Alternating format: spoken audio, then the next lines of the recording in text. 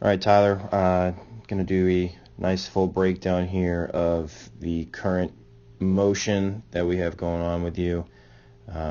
Take a look at your posture right now. Decent spot in the knees, very athletic, so pretty good position there. Loving where the hands are kind of resting right there. That's a nice angle that we're enjoying.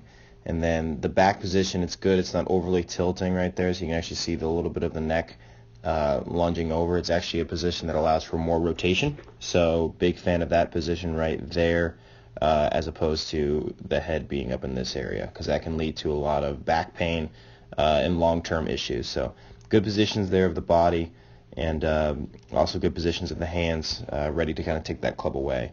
So on the takeaway here, take a look as we go back. A couple checkpoints that I look for here. Number one, yes, the club's a little inside, but is the club face and is the arm in good positions? You can see they're close to parallel, but not quite.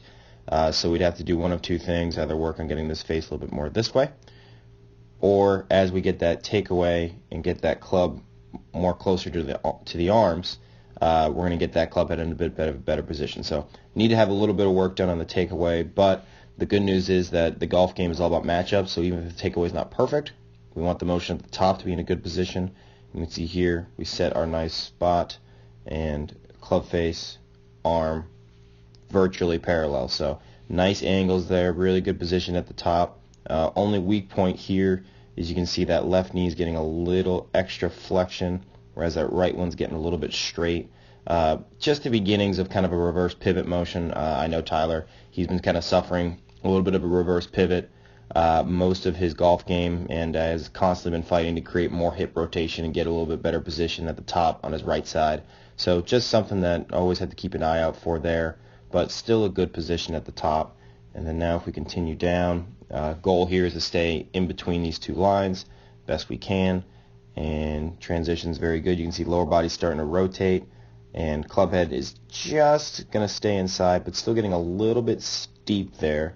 In a perfect world, we'd like to see that club head work a little bit more under this way.